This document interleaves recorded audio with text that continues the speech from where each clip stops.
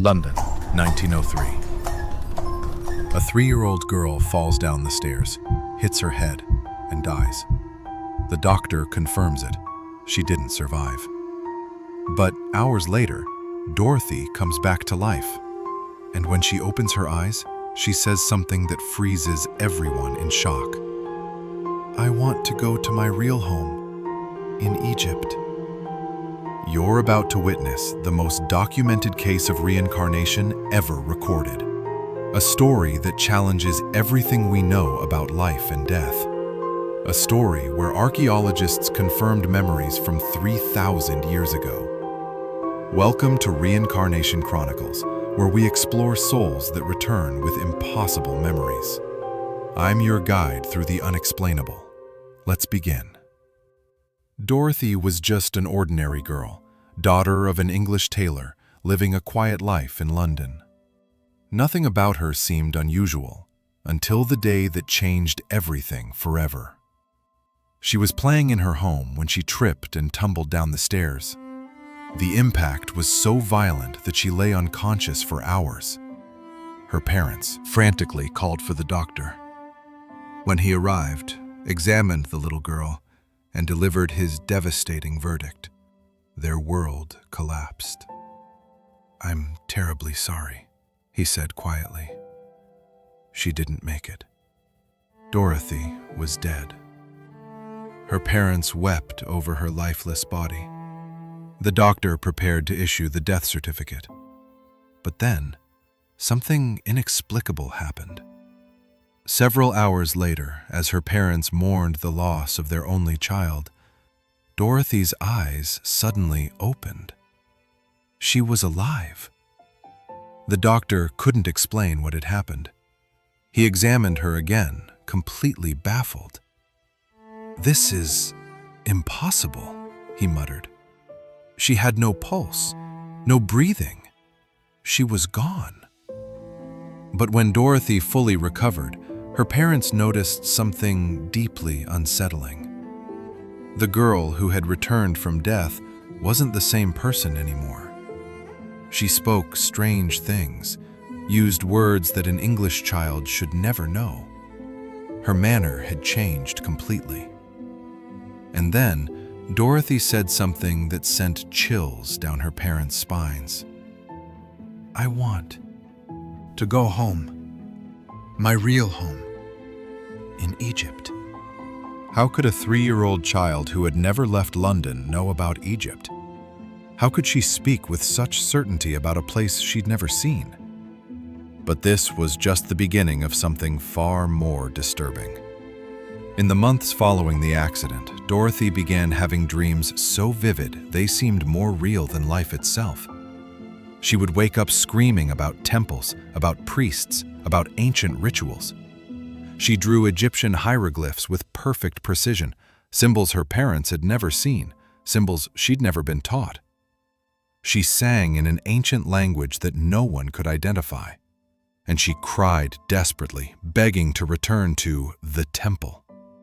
Her parents were terrified. They took her to doctors, to priests, to anyone who might explain what was happening to their daughter. But no one had answers. And then, when Dorothy was just 4 years old, something happened at the British Museum that left everyone in absolute shock. Dorothy's parents brought her to the British Museum, hoping the exhibits might distract her from her strange obsessions. But when she entered the Egyptian section, something extraordinary happened. Dorothy suddenly broke free from her mother's hand and ran toward the mummies. Before anyone could stop her, she began kissing the feet of the ancient statues, crying out, "These are my people. These are the people from my land." The museum guards rushed over, trying to pull her away. But Dorothy was in a complete trance. She pointed at a photograph on the wall, a picture of temple ruins, and said something that made every adult present go silent. "This is my home. But where's the garden? Where are the trees I planted?" The photograph showed the Temple of Abydos in Egypt, a place Dorothy had never visited, never studied, never even heard mentioned. How could a 4-year-old English girl recognize architectural details of an ancient temple thousands of miles away? How could she speak about gardens that hadn't existed for millennia? But the most shocking revelation was still to come. Dorothy began sharing intimate details about life in the temple. She described secret rituals, hidden passages, buried treasures, information that even the most experienced archaeologists didn't possess. "I was Bentreshit," she would say with absolute conviction. "I served the god Osiris. I knew Pharaoh Seti I personally. He loved me." Dorothy's parents were desperate. How could they deal with a child claiming to have lived 3,000 years ago? How could they explain impossible knowledge about a lost civilization? And then Dorothy made a declaration that would change her life forever. "One day I'm going back home. I'm going back to Abydos, and there I'll prove that everything I'm saying is true." But would she really be able to? And what would she discover when she finally reached Egypt? Dorothy grew up with an obsession that consumed every moment of her existence: returning to Egypt. She studied hieroglyphs, Egyptian history, archaeology. But this wasn't ordinary studying. It was as if she was remembering, not learning. She could translate ancient texts that baffled scholars. She understood religious practices that had been lost for thousands of years. She knew things that simply shouldn't be possible. At 27 years old, destiny finally opened a path. She met Abdel-Megid, a young Egyptian man studying in London. Love blossomed quickly, and Dorothy saw her golden opportunity. "Finally, I can go home," she said on their wedding day. Her new husband thought it was just romantic talk. He had no idea how literal she was being. In 1933, Dorothy boarded the ship that would take her back to Egypt.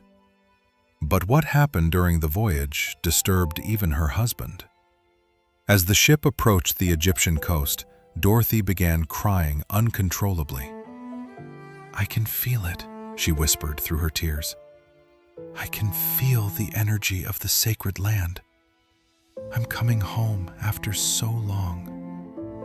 When she stepped onto Egyptian soil for the first time in her current life, Dorothy dropped to her knees and kissed the ground. Other passengers stared at her, thinking she was mentally unstable. But for Dorothy, this moment was the fulfillment of a lifetime of dreams, or rather, multiple lifetimes. In Cairo, Dorothy became known as Seti, Mother of Seti, in honor of the pharaoh she claimed to have known personally. But the real proof of her memories was still to come. Dorothy managed to get a job at the Egyptian Department of Antiquities. Her supervisors were impressed by her knowledge of hieroglyphs and Egyptian history. She translated ancient texts with an ease that amazed even the most experienced specialists. They would give her documents that had stumped scholars for years, and she would read them as if they were written yesterday. "How do you know this?" they would ask her. "I don't know it," Dorothy would reply calmly. "I remember it." But Dorothy had one very specific goal: to reach Abydos, the temple she had seen in her dreams since childhood, the place where she claimed to have lived her previous life as the priestess Bentreshit. In 1956, at 52 years old, Dorothy finally secured a transfer to work as a draftsman at the Temple of Abydos. When she saw the temple for the first time, something extraordinary happened. She walked through the ruins as if she knew every stone, every column, every hidden corner.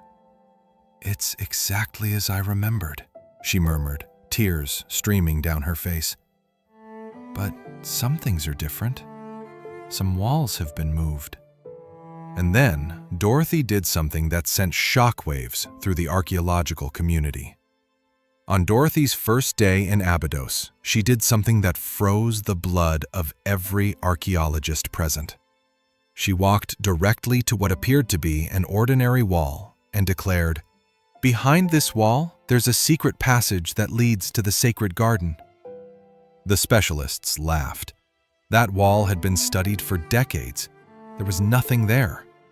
But Dorothy insisted with terrifying conviction. "I used to walk through this passage every single day when I was Bentrashite. I know it's there."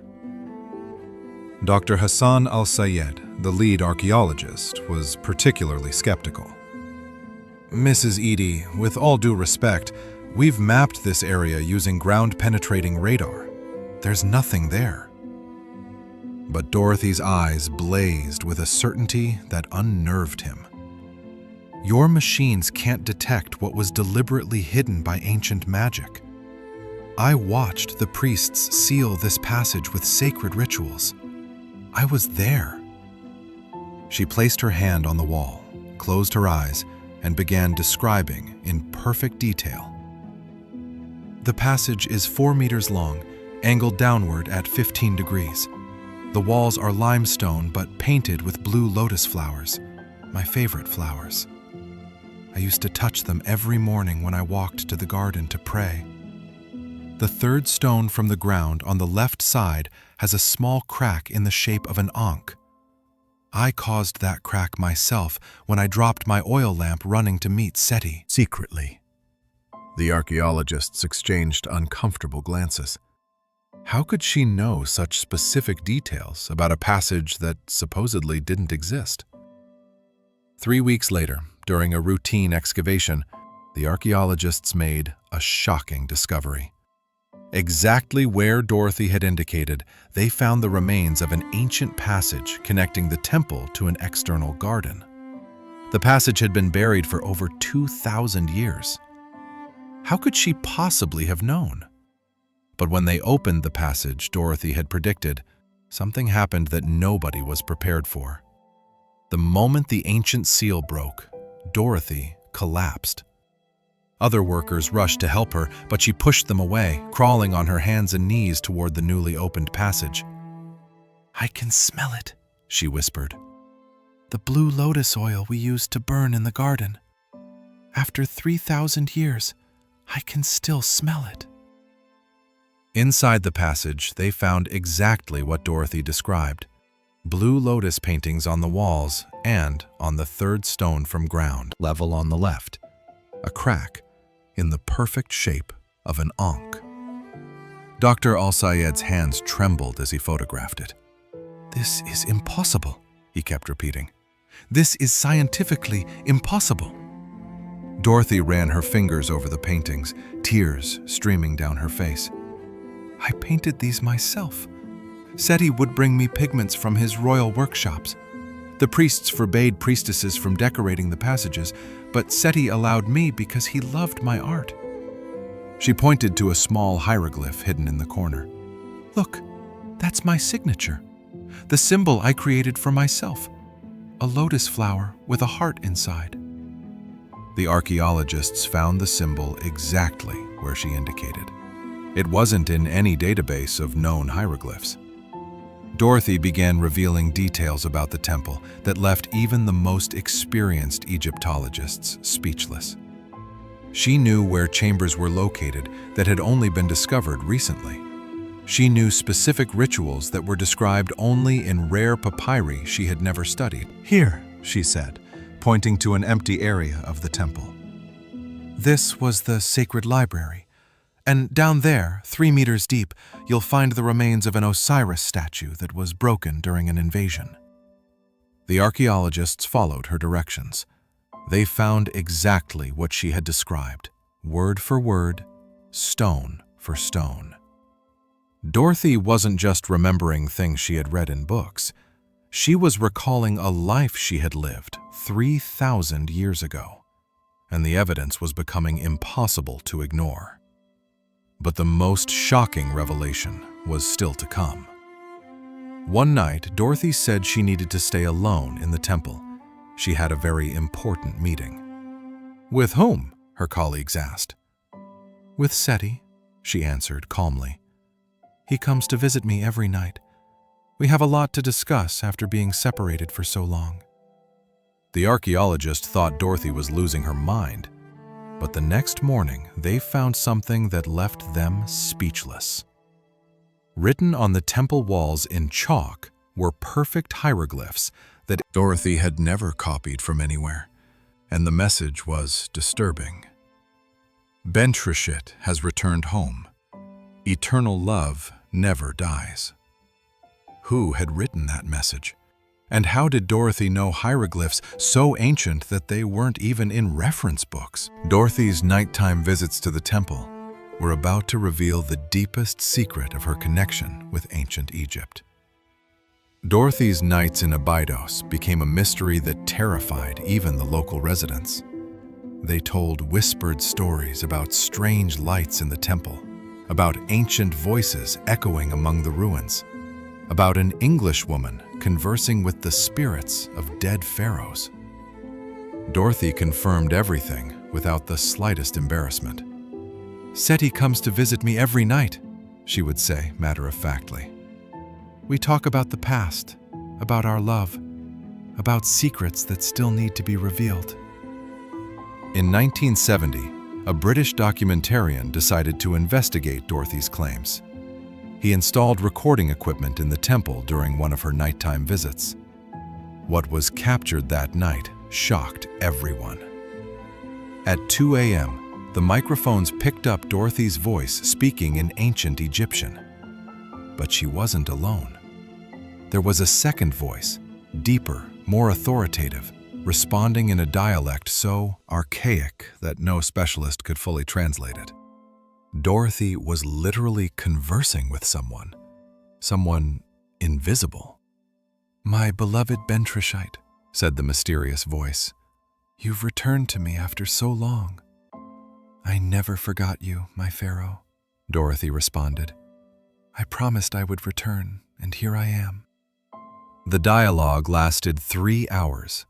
Dorothy spoke about intimate details of her life as a priestess, about secret rituals, about hidden treasures. And the voice responded with knowledge that only a pharaoh of the 19th dynasty could possess. But the most disturbing conversation happened when Dorothy asked, "Where is our son? What happened to the child we had together?" The answer chilled the blood of everyone who heard the recording. "He reincarnates near you, my beloved. He has returned to complete the circle of destiny." Dorothy began to cry. "I knew it. I always knew he was close." The first time Dorothy met Ahmed was in 1969 during his first day working at the Abydos temple. He was a young architecture student assigned to help with temple measurements. The moment their eyes met, Dorothy felt her heart stop. "I know you," she whispered, her voice shaking. Ahmed stepped back, confused. "But ma'am, we've never met before." Dorothy studied his face intently, then suddenly began crying. "Your eyes. You have the same eyes. My baby. My little boy had those exact eyes." Ahmed thought the elderly Englishwoman was losing her mind. But over the following weeks, something strange began happening between them. Whenever Dorothy explained ancient rituals, Ahmed found himself finishing her sentences, knowing details he'd never studied. When she sang ancient prayers, he instinctively knew the melodies. One night, Ahmed had a vivid dream. He was a small child, maybe 3 years old, lying sick in a temple, while a young woman, who looked nothing like Dorothy but felt exactly like her, held him crying, singing a lullaby in ancient Egyptian. He woke up able to sing the complete lullaby in a language he'd never learned. Terrified, he went to Dorothy and sang it for her. Dorothy's face went white. "That's the song I sang to you every night. The song I sang to my son before he died in my arms. I composed it myself. It's not written in any historical record." From that moment, Ahmed could no longer deny the inexplicable connection between them. The next morning, Dorothy revealed something shocking to the archaeologists. She had a son with Pharaoh Seti I in her previous life, a child who died very young. And now she was certain that this soul had reincarnated as someone very close to her. But who could it be? And how could Dorothy prove that her memories weren't just delusions of a disturbed mind? The answer would come in a way no one expected. Dorothy made a prediction about an archaeological discovery that would change Egyptology forever. She said exactly where to find something that had been lost for thousands of years. And when they found it, the revelation was so shocking that it challenged everything science believed about reincarnation. In 1973, Dorothy made a claim that left all the archaeologists skeptical. 15 meters north of the main temple, 2 meters deep, you'll find a forgotten burial chamber. Inside, there's a papyrus that tells the love story between Pharaoh Seti I and a priestess named Bentrashit. The specialists laughed. That area had been mapped dozens of times. There was no chamber there. But Dorothy insisted with overwhelming determination. "I hid that papyrus myself before I died. I knew that one day I would return to find it." For months, Dorothy begged them to conduct the excavation. Finally, in December 1973, an international team decided to test her claims. They began digging exactly where Dorothy had indicated. The first day, nothing. The second day, just stones. The archaeologists were ready to give up when, on the third day, the impossible happened. At exactly 2 meters depth, 15 meters north of the temple, found a small chamber that had been sealed for millennia. Dorothy began trembling when she heard about the discovery. "I can feel it," she whispered. "I can feel the papyrus calling to me." Inside the chamber, protected by an alabaster urn, was a papyrus in perfect condition. When the specialists began translating it, they were in total shock. The document told the story of a forbidden love between Pharaoh Seti I and a young priestess of Osiris named Bentrashit. It described intimate rituals, secret meetings, and revealed that they had a son who died as an infant. But the most disturbing part was the final section of the papyrus. Bentrashit swore that she would return in another life to reunite with her beloved Pharaoh. She said she would carry the memories of this life until she found her way back to the sacred temple. It was exactly the story Dorothy had been telling for decades. When they showed the papyrus to Dorothy, she began crying uncontrollably. "I remember writing this," whispered. "It was the night before I died.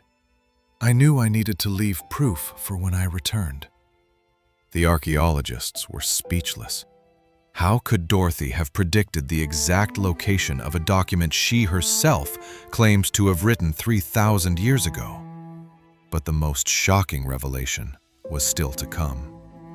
Dorothy said there were more secrets buried in Abydos, secrets only she knew, and she was ready to reveal the most important one of all. The secret that would explain not just her reincarnation, but also the true purpose of her return to Egypt. Dorothy revealed that her death as Bentrashit hadn't been natural. She was only 14 years old when she discovered something she shouldn't have seen, something so dangerous it cost her life. "I saw where Pharaoh Seti I hid the true treasure of Abydos," she told the archaeologists in 1974. "It wasn't gold or jewels. It was something far more valuable: knowledge." Dorothy explained that Seti I had discovered ancient texts revealing secrets about life after death, about reincarnation, about how the soul travels between dimensions. Knowledge that came from a civilization even older than Egypt itself.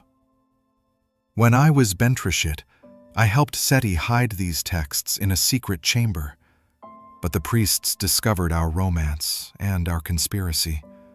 They poisoned me to protect the secrets. Dorothy said that before dying, she vowed to return to reveal the location of these sacred texts. My reincarnation wasn't an accident, she stated firmly.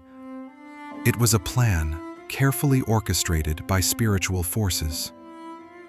In her nighttime visits with Seti I, Dorothy received precise instructions about where to find the secret chamber. He told me that the time has come to reveal the secrets to the world. Humanity is ready to understand the truth about reincarnation. Dorothy led the archaeologists to an area of the temple that seemed completely ordinary. "Down here," she said, stamping her foot on the ground, "lies the greatest discovery in the history of humanity." Excavations began in 1975. Dorothy, then 71 years old, supervised every movement with energy that impressed everyone. "I can feel the texts calling to me," she repeated constantly. After weeks of work, they found a hidden stairway leading to an underground chamber never before discovered. Dorothy was the first to descend. When she stepped into the chamber, something extraordinary happened. The walls began glowing with a golden light that no one could explain. Dorothy fell to her knees, weeping. "I'm home," she whispered. "Finally, I'm home." On the chamber walls were inscribed hieroglyphic texts describing in detail the process of reincarnation. How souls choose their next lives, how memories are preserved, how it's possible to maintain consciousness between incarnations. But there was something even more shocking waiting for them in the center of the chamber. In the center of the secret chamber, on an altar of black granite, stood a statue that made Dorothy faint instantly. It was a perfect representation of Bentrishite, embraced with Pharaoh Seti I, with a child between them. When Dorothy regained consciousness, she stared at the statue and said something that gave everyone goosebumps. "The child, our son. I know where he is now. I know who he became in this life." Dorothy revealed that for decades she had felt an inexplicable connection with her Egyptian assistant, Ahmed, a 30-year-old young man who worked at the temple and demonstrated impossible knowledge about ancient rituals. "When I look into his eyes, I see my son, the same soul, the same spirit. He died at just 3 years old in our previous life, but now he's returned to complete his destiny." Dorothy called Ahmed to the chamber. When he saw the statue, he began crying without understanding why. "I know these people," he said in a trance. "I've always dreamed about them. The woman called me my son." The archaeologists were witnessing something impossible, a reunion of souls who had loved each other 3,000 years ago. But the most shocking discovery was in the texts engraved on the chamber walls. They described a sacred circle of reincarnation, a group of souls that reincarnates together to complete a specific mission. According to the texts, Seti I, Bentrishit, and their son had made a spiritual pact to return together and reveal the secrets of reincarnation to modern humanity. Dorothy understood that her entire life had been orchestrated for that moment. Her fall down the stairs at age 3 wasn't an accident. It was the planned awakening of her ancient memories. Her marriage to an Egyptian wasn't coincidence. It was the means to return to Egypt. Her work as an archaeologist wasn't luck. It was her preparation to find the sacred texts. "The 3 of us returned with a mission," Dorothy explained, to prove that reincarnation is real and teach humanity that death is not the end, but merely a passage. Over the following months, Dorothy, guided by instructions she received in her nighttime visits with Seti I, revealed the location of 7 more secret chambers in Abydos. Each contained texts about different aspects of reincarnation. But Dorothy knew her time was running out. She had fulfilled her mission. The secrets had been revealed. The time had come to depart again. In 1979, Dorothy began having visions about her next departure. "Seti told me that my work here is almost complete," she confessed to friends. "I came to reveal the secrets, and now it's time to leave to prepare the next phase." At 75 years old, Dorothy still worked at the temple every day, but her health was deteriorating rapidly. Yet she showed no sadness. On the contrary, she seemed at peace with her fate. "I'm not afraid of death," she would say. "I've died before. I know what awaits me on the other side." Dorothy spent her final months training Ahmed and other assistants to continue the excavations at Abydos. She left detailed maps of where to find more secret chambers, more texts about reincarnation. "The knowledge cannot die with me," she explained. "It must be preserved and shared with the world." In March 1981, Dorothy had her final nighttime conversation with Seti I. For the first time in decades, other archaeologists were invited to witness the encounter. The conversation was recorded in Arabic and ancient Egyptian. Dorothy spoke with a serenity that impressed everyone. "My time has come, my beloved Pharaoh," she said in the recording. "Our mission is complete. The secrets have been revealed. Now I can return home." Seti I's voice responded with palpable emotion. "You were brave, my Bentrashit. You kept your promise. Now come rest by my side until our next journey." The next morning, April 21, 1981, Dorothy was found dead in her simple bed in the village of Abydos. Her face was serene, with a smile of satisfaction. In her hands, she held a small statuette of Osiris. But the most impressive thing happened during her funeral. Ahmed and other Egyptian workers reported seeing golden lights dancing over Dorothy's tomb, lights that formed the silhouette of a young priestess walking toward the temple. Dorothy was buried in the Christian cemetery of Abydos, but the local residents secretly built a small Egyptian shrine over her grave. They believed Seti had become a saint, a bridge between the world of the living and the dead. After her death, archaeologists found in her personal room over 300 pages of handwritten hieroglyphs, translations of texts she claimed to have received directly from Seti I. Texts revealing secrets about reincarnation that modern science is still trying to understand. Today, more than 40 years after Dorothy's death, her story continues to impact people worldwide. The texts she revealed in Abydos revolutionized our understanding of reincarnation and consciousness after death. Ahmed, whom Dorothy identified as her reincarnated son, continued archaeological work in Abydos until his own death in 2018. In his final years, he reported that Dorothy continued visiting the temple spiritually, guiding new discoveries. "I still feel her presence," Ahmed said in his last interview. "She teaches me things about the temple that aren't in any books. She never really left." The 7 secret chambers Dorothy revealed contain over 2,000 hieroglyphic texts about reincarnation. Texts that describe with scientific precision how consciousness survives physical death and how memories transfer between lives. Universities worldwide study the Bentrashite papyri, the name given to documents found through Dorothy's revelations. They represent the greatest discovery about ancient spirituality ever made. But perhaps the most impressive proof of Dorothy's legacy is what happens with visitors to Abydos today. Hundreds of people report mystical experiences in the temple, visions of past lives, encounters with ancient spirits, inexplicable memories of having lived in Egypt. The phenomenon has become so common that tour guides created the term Om Seti syndrome to describe visitors who have reincarnation experiences at the temple.